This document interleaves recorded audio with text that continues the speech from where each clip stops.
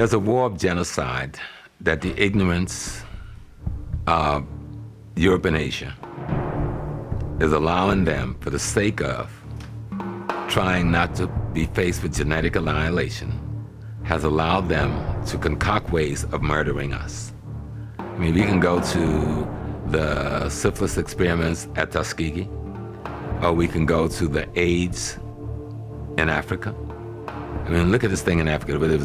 We got AIDS, and so everybody in Africa, all of a sudden, some of the first we saw popped up in New York City in the homosexual community, now it pops up in Africa, and tens of millions of people have got it, and the pharmaceutical company is going crazy selling them drugs that they have to stay on for perpetuity.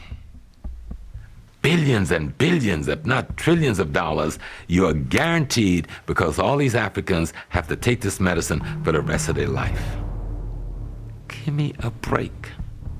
You tell me the guy who enslaved me, the guy who practiced colonialism against me, the guy who raped my mama, my sister, cut the testicles off my father, ripped me apart with horses, all of a sudden is gonna come to my well-being and make me a medicine that's good for me, when his whole history is about profit and genocide at any cost, even if it meant killing his mother. And I'm not just talking about our European brothers and sisters as regards dealing with the black brothers and sisters. If you just read books on the Inquisition and the horror and the genocide waged against European working people and the women of Europe is so horrific, it makes even the transatlantic slave trade looks pale sometimes.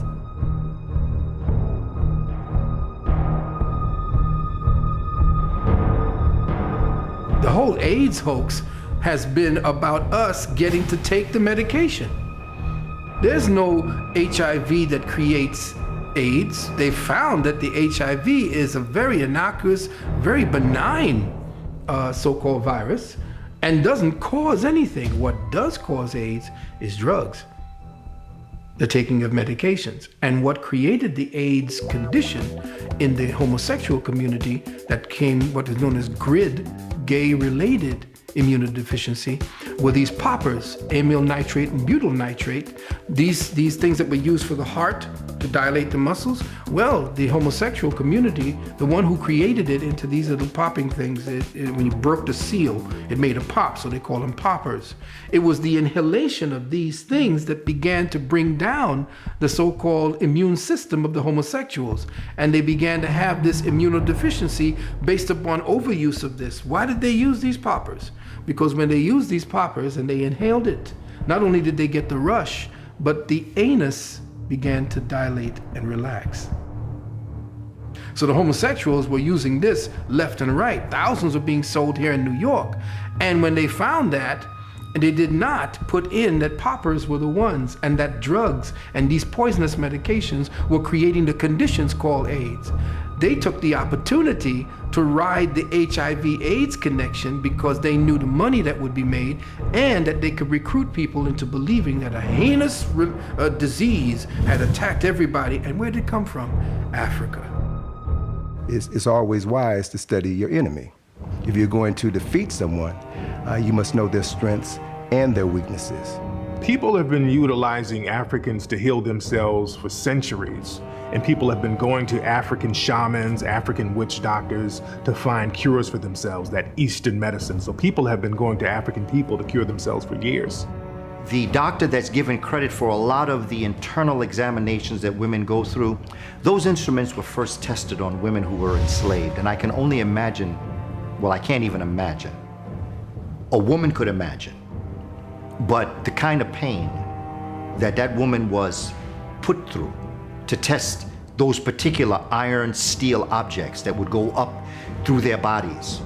In the United States, what they would do with slave children, and this has been well documented, to cure rheumatism and to cure gout and to cure arthritis, they would place their feet on top of a slave child and just keep their feet there for hours, thinking that the child, the melanin, would draw out whatever sickness the slave masters would have. Well, we know that a lot of things have happened in our hospitals. We know that experiments was used on our people in almost every city hospital in America. Henrietta Lacks was a sister who lived in Baltimore, and who had cervical cancer, and ultimately died of cervical cancer.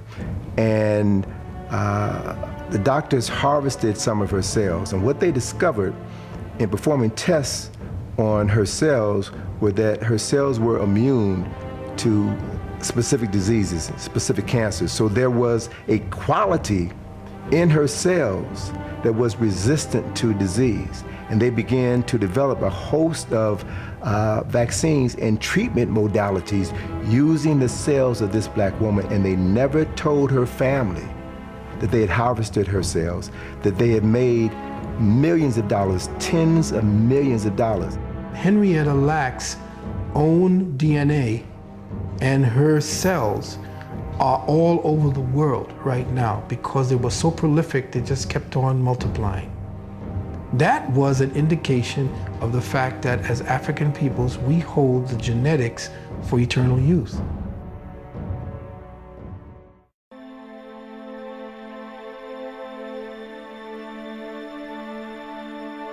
There's a book called Acres of Skin that talks about the experiments that was done on black men in Philadelphia prisons from the 1950s to the 1970s. In addition to the many medical experiments that are done on blacks in hospitals and prisons around the country, many people believe that chemtrails that are often seen over black communities purposely contain chemicals that create adverse reactions within the black community. The chemtrails are dangerous because of what they contain: barium, strontium, and genetically altered red blood cells. What are genetically altered red blood cells doing in an aerosol? If you go to Harvard, they have a place on the campus, one of the tallest buildings on Harvard University. It's called the Herbarium. The Herbarium. In there, every floor is dedicated to some parts of Africa and Asia, and mostly Africa, where the young scholars who are working on their PhD is sent to study the fauna and the herbs and the plants of these places, and to interview the so-called healers and witch doctors, and come back to Harvard and tell what medicine, what medicinal purposes these herbs, fauna, and plants are used for, and then they create synthetic versions of it and sell that formula to the pharmaceutical companies. There's a drug epidemic in a neighborhood and the hospital is quiet. Forget law enforcement for a minute. The hospital, this is the center of the community's health, and the hospital is quiet. So we're in a situation where the institutions by which we live are conspiring against us. There's no such thing as an institution that is standing with its lights on and people going in and out of the institution, and you're still not receiving the service of the institution. How is that possible, that there is a standing hospital in most neighborhoods and everyone's sick?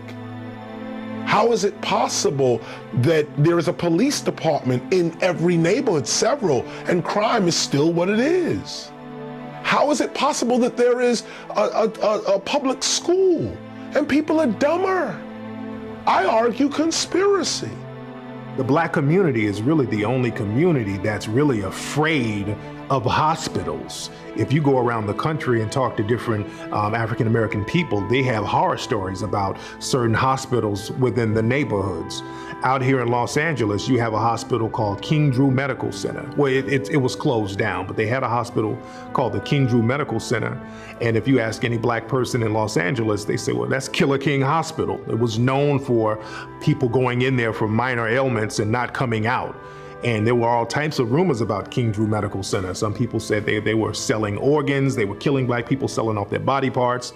There was a story in the LA Times talking about how people were so afraid to go to the King Drew Medical Center that if they got injured, they would run from the ambulance if they knew the ambulance was going to take them to the King Drew Medical Center. So that type of reputation has been going on in the black community for years about certain hospitals in the area.